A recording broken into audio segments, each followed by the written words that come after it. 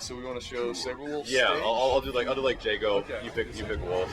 Actually, we were talking with Mick on Facebook, and he was saying that this theme isn't the final theme. No, it's not final. Okay.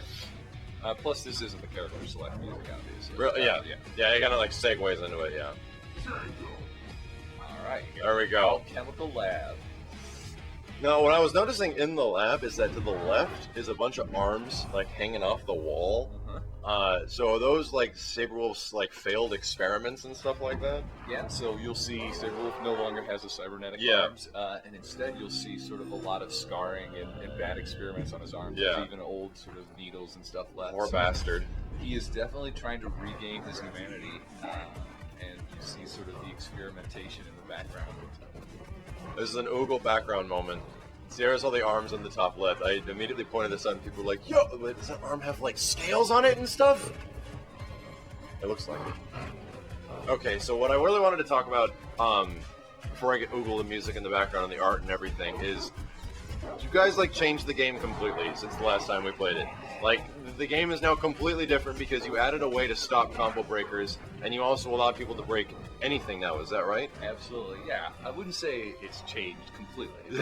Dude, it feels like I have to think about so much like more now. Like when it comes to like the high level of KI at E3, it felt like we were kind of like in a way peaking some of the combos and the way certain things are, because you had to really pay attention to auto doubles and how things looked, and that's where I felt like a lot of the experience was necessary to get better at the game. But now you add this factor into it. I know what you're thinking, and that becomes a whole mind game in itself. So it feels like there's this huge game in the combos now. Absolutely. I mean, we think of it sort of as a natural extension of what we'd started. Yeah. You know, one of the things that was always sort of problematic in past KIs is that people found unbreakable combos. And they would just do those. Absolutely. So what we did was basically make every single part of the combo breakable. Oh my god. Once an opener is done, anything thereafter can be broken. So this means now, like, linkers weren't breakable before, they're now breakable? Now they're breakable. Okay. Shadow linkers are now breakable, and even enders under circumstances. So if I just go opener ender, now you can break the ender. Whoa, I just realized what you just said, that enders are actually breakable if you do the ender just immediately after. How would you break an ender? Is that the same? Just heavy punch, heavy kick. Okay, the heavies? All enders are on heavies. That's true. Oh my gosh, let's demonstrate some of this. Yeah, let me do, I'm going to do Ragged Edge into an ender and then just break the ender with heavy. Okay. And started it, and that's it. So it's like, even though your little basic combo that you're just going for maybe like 15% or something like that, it's actually unsafe at this point. Exactly. Wow. That's actually kind of sick. I need to see, so every stage has like a unique thing that happens with Ultras. We're definitely going to have to see what happens on this one. It is worth the wait. And now, as far as breakers go, so let's talk about counter breakers, which is, in my opinion, like, somehow you guys added something that's more hype than Ultras, and counter breakers are it. So let's explain like what it is, and from what I understand, it's essentially you baiting somebody that is about to do a counter breaker onto you. Exactly. Yeah. No, we call it a bluff. Okay. Because what you're doing basically is you are betting that the other guy is going to combo break you. You go into your stance, and then if they do combo break, you get the counter break. Gotcha. But if they don't, you're going to get punished. Gotcha. Because you stay in the bluff You sit in like a pose animation. Okay. So why don't we show this? I'm going to do some heavies. Okay. And then just sort of bluff you. I'll break like your second heavy auto double. Oh, I thought you meant I'll break. I'll do the first one. There. This huge like lightning effect like blasts from the left side of the screen to the right. Okay. And you get a guaranteed lockout for 4 seconds when it hits. That's longer than normal lockout, yeah, right? normal lockout's 3 seconds. So we want to really reward the bluffs. All right. If you get a counter breaker, like you said, it is, if it's possible, it's almost more high point than Oh my gosh. I want to see almost how long. So your combo can kind of like just keep on going, like forever if you keep bluffing. You know, a whole life bar's worth, right? Oh my god, okay. Although damage scaling would start to kick in. Okay. So we don't reset damage scaling yet on a bluff. It's something we're going to look into. Okay, like the damage like factors that happen there. Okay. So as of right now, the combo just keeps going. Keeps going. Alright. Plus, if you do it early, right, then like for Saberwolf, like if I counter break you, let's just do what we did. Yeah.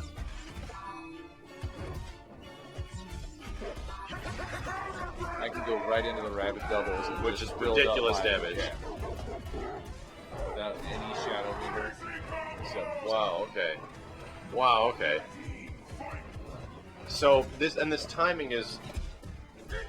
There's a failed one. Like your character goes into a pose of some kind. I'll do I'm gonna do heavies. Okay. Not bad. Those are medium snacks. And I'm gonna punish it. Okay. So if you see someone do a breaker, a bluff, and you don't break, then you take advantage of that. Gotcha. So, and the timing window is you have to hit if your buttons went in before their buttons did. Exactly. That's kind of how whoever it works. hits it first. Okay. Okay.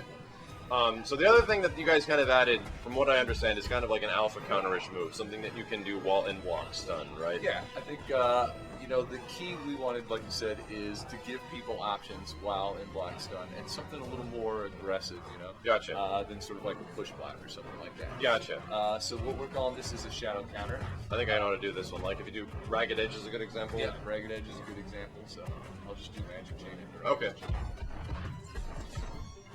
Oh, and it lands on like the second hit. Yeah, is that right? Okay. The key timing on this is you want to do it just before the last hit. Okay, that makes sense because it'll keep going through. If there's more hits, then it'll actually hurt you. Okay. So on the Ragged Edge is 2 hit. The second the first hit of the Ragged Edge hits, you want to go and do it. Of course. Time over. Of course. Thanks, video game.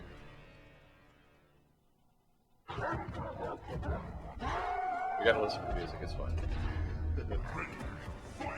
Oh, I need to build a little bit of meter. Okay. So, my bad. So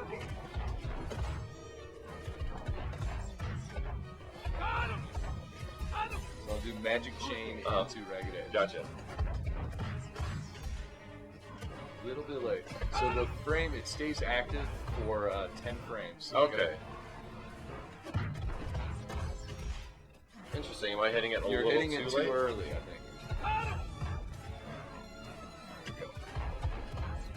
There you go. Okay, so it's actually pretty sensitive in timing. Yeah.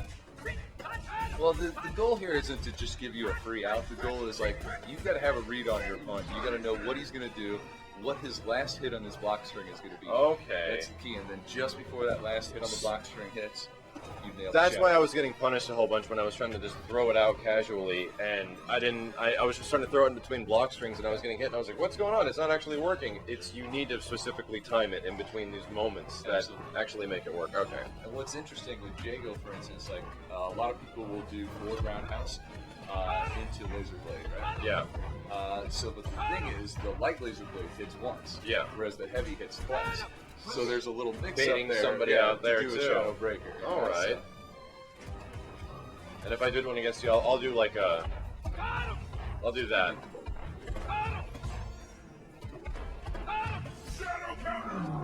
Gotcha. So he screams shadow counter, and you get an immediate shadow move. Yep. And that comes as a result, which starts your combo. Exactly. It's a shadow opener, so that's a guaranteed hit. Okay, so since we're talking about shadow moves, let's talk about how you can actually break shadow moves now. All right. Let's show it really quick. And what's a good example of like Jago's sword? I do it to you. This one's actually the easiest one. So I'm going to do leaping slash.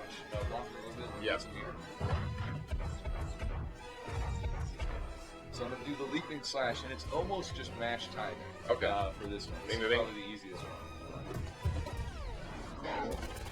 Oh, sorry. That's because it's still an opener. Oh, it's counted as an opener. Okay, I'll block. Alright, let's try it. Okay.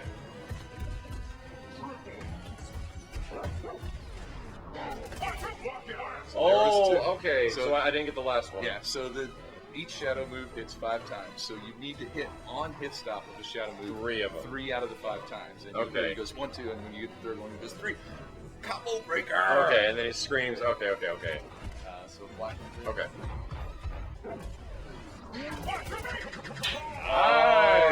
All right. nice. And the speed of the shadow moves is going to change depending on like the sequence of timing. Okay. Exactly. Like All right.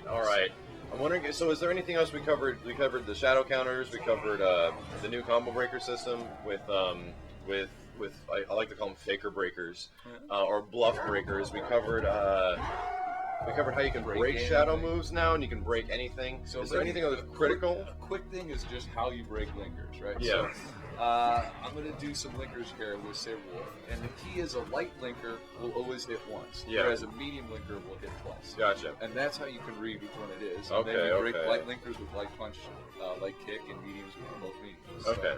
So, here I'll do the sort of a standard opener, ragged edge, and do a double. And then first I'll do the light, just so you can see that. Okay. Okay, and it happens kind of fast with one hit. Yep. Here I'll do the standard double hit. 1, 2. Okay. Okay. Let me break the medium one now. Nice. And since there's more animation and more hits on the medium one, it's kind of easier to scout that. Yeah.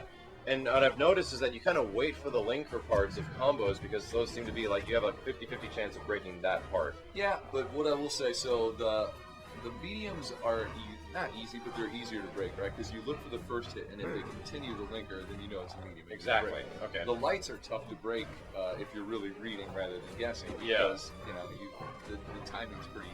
It's hard to judge. It's going to be a light link. Gotcha. But the lights add a ton more KB, so there's a nice little balance there. Gotcha. So. Okay, so I see how everything kind of like leads into another mechanic that leads into something that you can lead into something else, or if you know they're going to do that, you counter bluff them. And all right, this game, man, when it gets to this point, and I personally know against playing Rich on stage at Evo, that it's like, oh no, dude, you're bluffing the hell out of me. But at the same time, I wasn't getting upset by it because I was like, okay, I'm very obvious with this at this point. I understand what is going on. It always feels like you've got an option to counter, and when you do get countered, it's because they were in your head. They're literally in your head. It's not like they were doing a crazy execution combo. They're in your head at that point. Okay, I can appreciate that. Let's try to get to the end of the stage. I'll give you a little bit of instinct mode so we can get Saberwolf to do his big ass combo on his stage. God,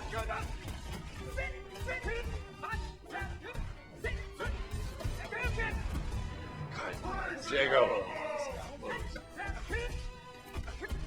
Oh, Manuel, look at Max styling. Ah, it's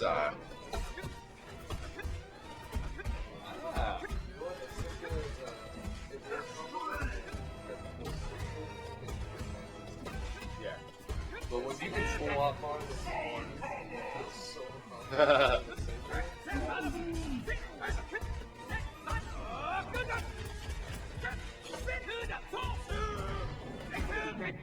okay.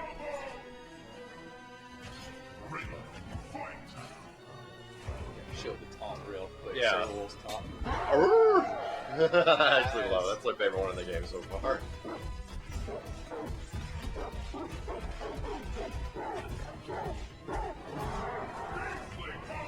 Beastly, how appropriate.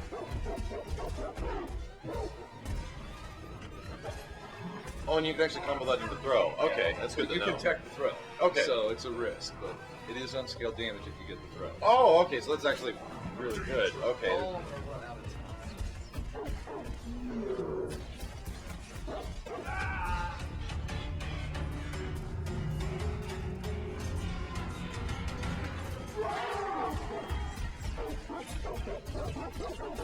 oh my god, the dog is going nuts.